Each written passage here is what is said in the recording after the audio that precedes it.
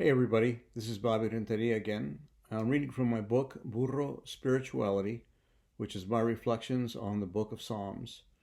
And it's written from the perspective of a Mexican-American guy like me, growing up in the Catholic Church, and yet being converted to evangelical Christianity in the early 1980s. And then it kind of records my walk through that whole process to where I am today. So today I'm going to start with Psalm chapter 2.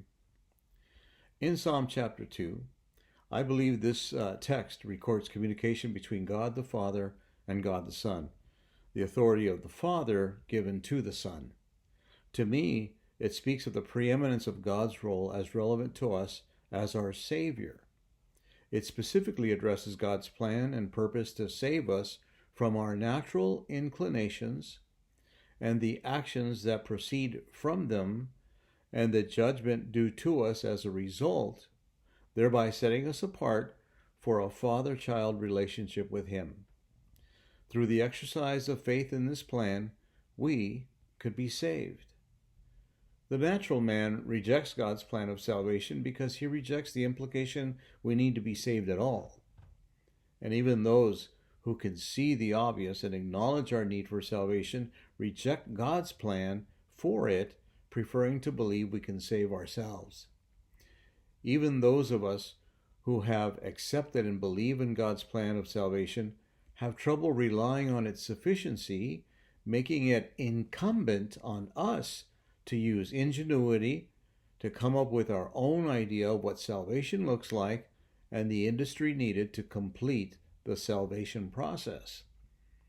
It's interesting, the term incumbent also refers to one currently holding office. And so, in order to add value to our salvation, we plot and scheme to come up with a better plan that incorporates the salvaging of this life. We lose sight of the full scope of God's prescribed plan of salvation, requiring we be delivered completely from this world. It is only when we are forced to deal face to face with the futility of our earthly objectives and ambitions will we embrace the eternal value and hope the salvation plan of God has for us.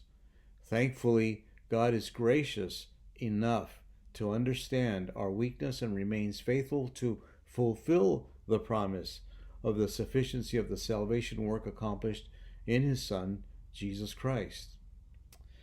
Oh, that we would come to that conclusion on our own quickly and on a regular basis so that we might fully enjoy and appreciate in context the multifaceted expressions of our eternal faith and hope in Jesus Christ while we yet live on this earth. If you'd like a copy of the book, it's available on Amazon Books. Just click the link below.